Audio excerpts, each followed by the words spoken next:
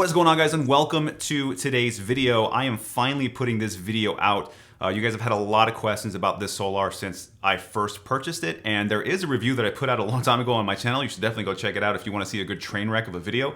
But I figured I'd give it a good update and let you guys know how this thing has held up over the past 2 years, what I like, what I don't like about it, and just generally what you can expect if you're looking to get yourself into a Solar guitar. Now, I don't want everybody to think that I'm just being nice to Ola and Solar guitars. I want to be extremely honest with you guys, really let you know what I don't like about this guitar, and of course what I do like about it. So I do want to get all the specs and all that good stuff out of the way, so I'm going to roll a video right now for you guys to check out, and I will see you guys in a second.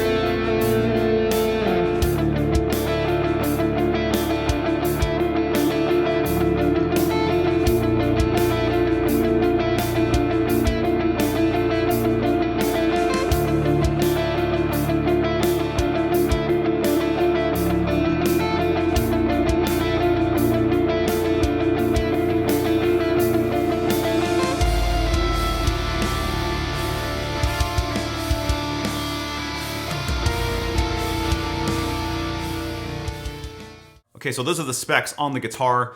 Right off the bat, what I want to talk about is what I don't like about the guitar. I want to talk about all the cons and things that I've really hated dealing with over the past couple years. The first one is the Evertune Bridge. If I could go back, I would buy it without the Evertune Bridge. Now, it has amazing stability. Definitely not questioning that. The Evertune does its job. But when it comes to changing tunings, it is such a pain in the ass. When you want to change from either drop D to drop C or C sharp standard, you want to go back up to standard tuning, whatever it is.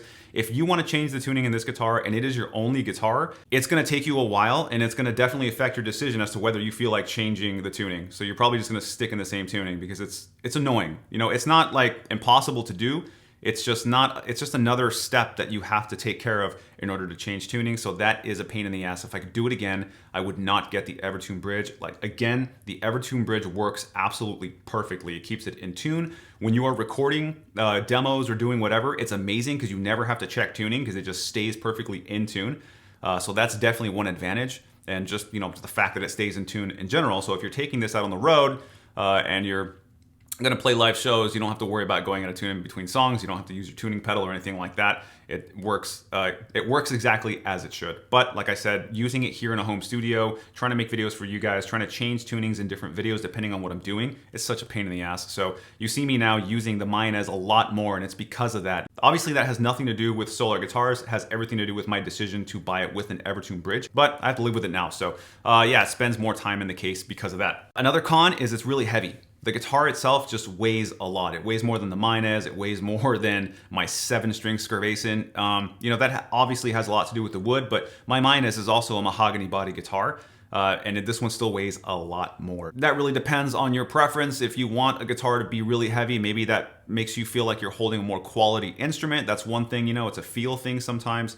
I don't really like how heavy it is. I would like for it to be a little bit lighter. But yeah, like I said, that's personal preference. That's not really anything wrong with the guitar per se. Third is the neck. I don't really like the neck profile. The Mayonnaise neck profile is much, much better suited for my playing. It's a little bit thinner and easier to play. It's a little faster of a neck. You can tell that they really tried to make an overall, neck size that was gonna suit everybody. It's good for riffing. It's okay for leads.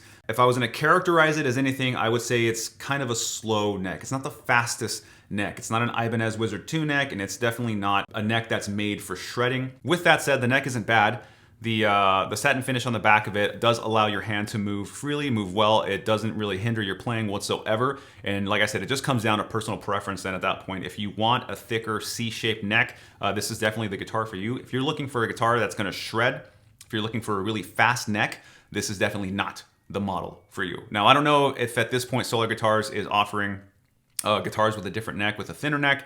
So I'm not really 100% sure. You'd have to check that out. But as far as I'm concerned, this specific model, the neck is definitely not a shredder's neck. It is a riffer's delight. So just keep that in mind. Okay, so the last con for me is also another personal preference, is the dot inlays on the fretboard. I don't like them. I think that this guitar would look much, much better without them. Again, it's my fault for purchasing it that way.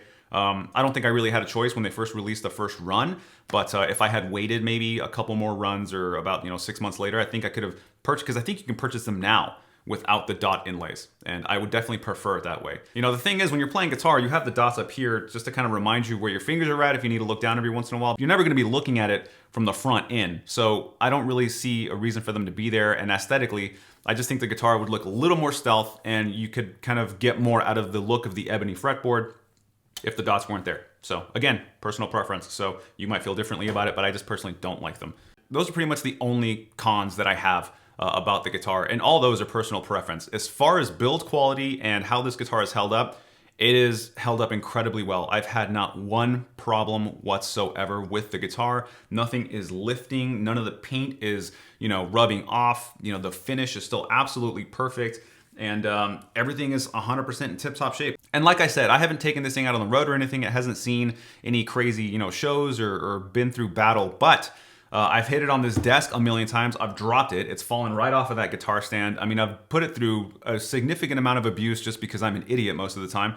So even with all that, there's no scratches, there's no dents, there's nothing on this guitar to speak of. So it's durable and it holds up really well. It's definitely, somewhat idiot proof. So you can knock it around a little bit. You can definitely bang it into stuff and it's gonna be just fine. So, all right, so now let's talk about all the things that I love about this guitar, which is a really easy conversation to have. Obviously the guitar looks amazing, right? It looks absolutely sick. There's no argument there. The wood just all flows together. You look at this guitar and you know it's metal, right? You know it's made for heavy metal. I mean, you can say that about the entire Solar guitar lineup, but I think this one,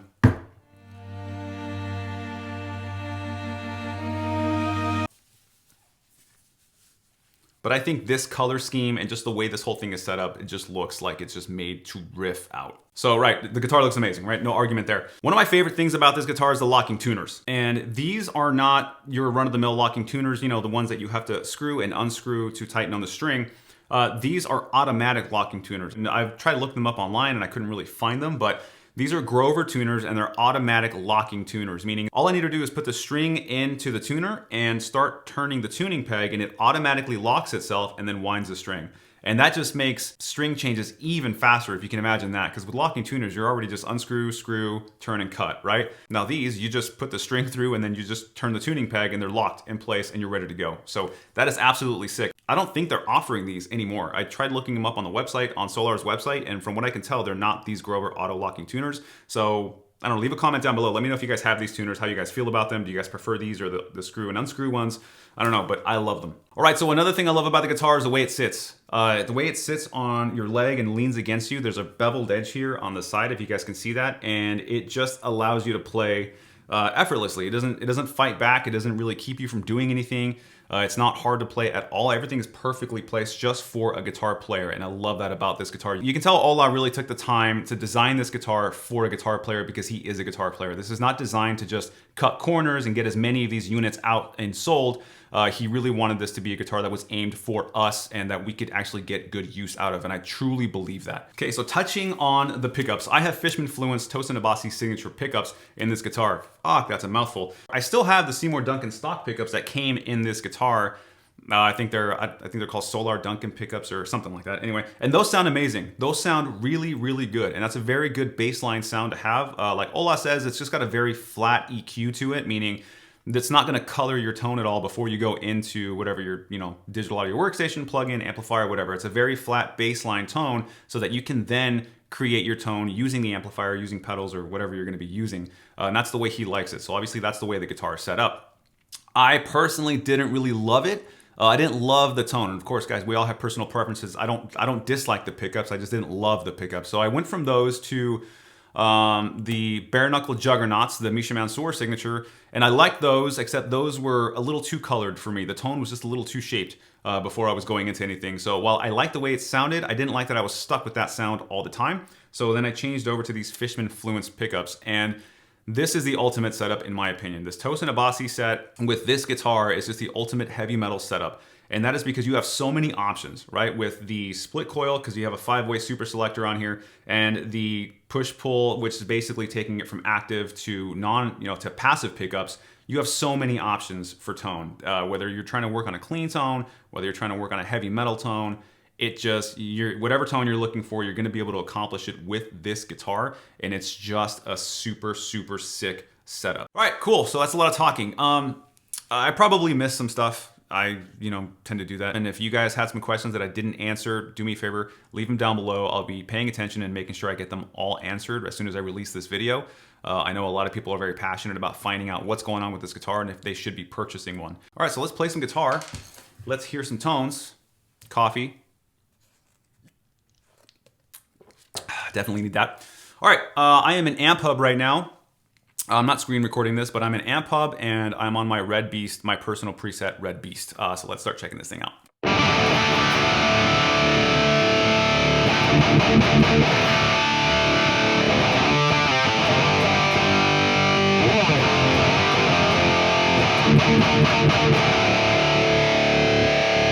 Okay, so the Fishman is active right now, so let's go to the passive.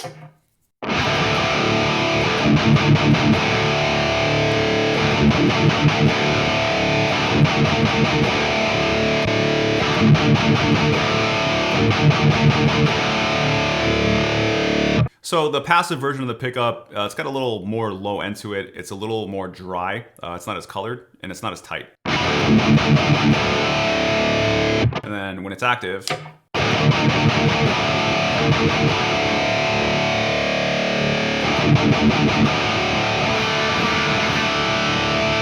really tightens up that bottom end, and it really just overall focuses the sound. It sounds really sick. It's almost like putting an overdrive in front of the amplifier. It's like the same effect. It sounds super good.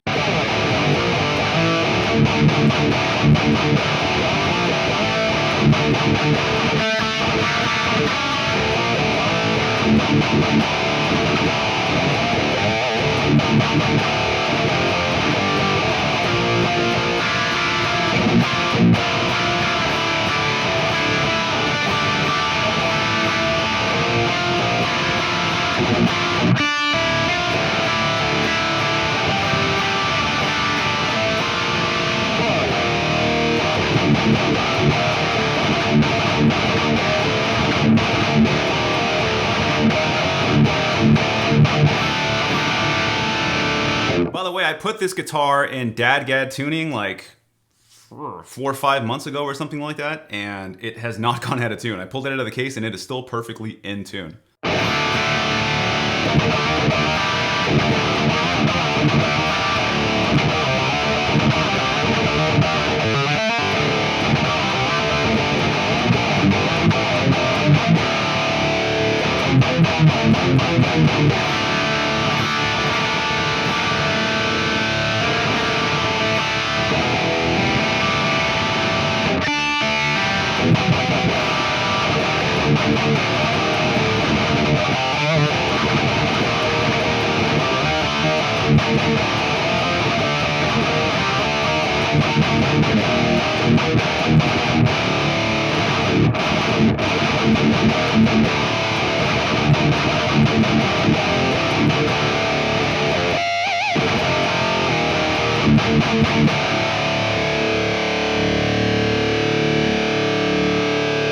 Obviously, I'm a fan of keeping the Fishmans in the active setting because it sounds absolutely sick. All right, so let's check out some clean tones on this thing because that's one of my favorite parts of having these pickups.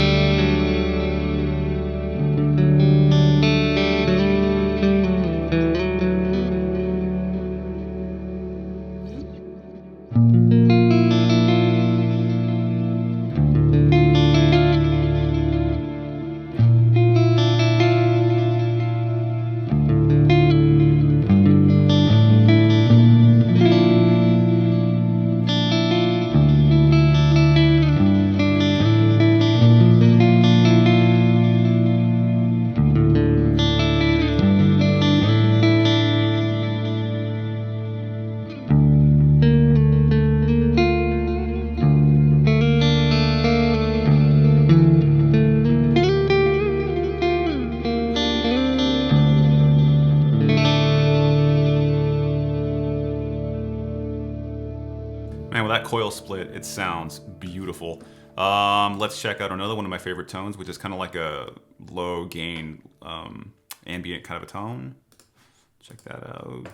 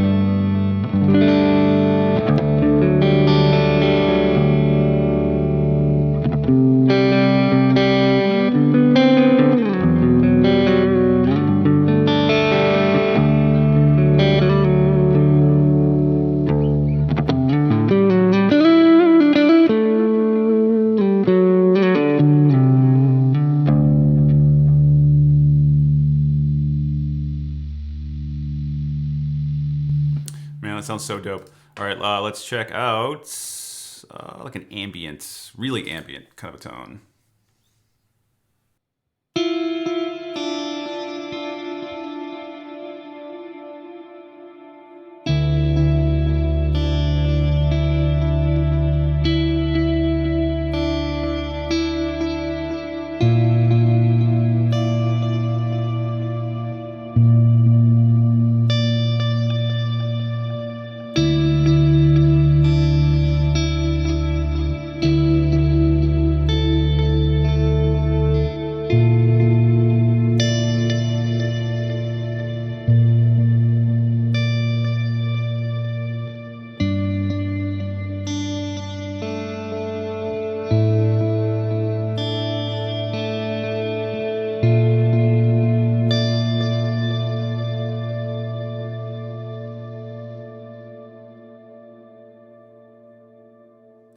Honestly, when I started playing that, I had no clue where that was going, but it sounds absolutely sick. You guys get the idea. I just love the combination of having these pickups, having all the options of splitting the coil and going between active and passive. And on top of that, you just have a beautiful, beautiful sound coming out of this guitar naturally, so that when you go into, you know, whatever your favorite plugin is going to be, whatever tone you're trying to get, you're gonna get it, and it just sounds absolutely sick. All right, guys, that pretty much wraps it up for me in this video. Like I said, I'm not trying to be overly nice to Ola and Solar Guitars. I'm definitely not trying to avoid speaking badly of the guitar. There just isn't really anything to say that's bad about the guitar. Like I said, everything that I listed as a con is really just a matter of personal preference. You're trying to figure out if you should pull the trigger on one, then you know, look no further. Just buy the damn thing. All right, guys, thank you guys for watching the video. If you guys found it helpful, please hit that like and subscribe button. I'm in a place right now where I'm not really putting out a lot of videos. I'm going to start, but if you guys could hit the like button, it's going to help with the algorithm, kind of push me back up where I was before, and we'll start getting those view counts back up. So if you guys can do that for me, I really, really appreciate it. And of course, keep those comments coming. And of course, keep the video suggestions coming. Like I said, I'm going to be making the Minez versus this Solar guitar video coming up really soon here. And if you guys want to see anything else, then do me a favor, leave that in the comments down below. Let's get back up with the content, man. I want to make more content for you guys. I've kind of missed being in here making videos, so let's get back to it. I will catch you guys on the next video.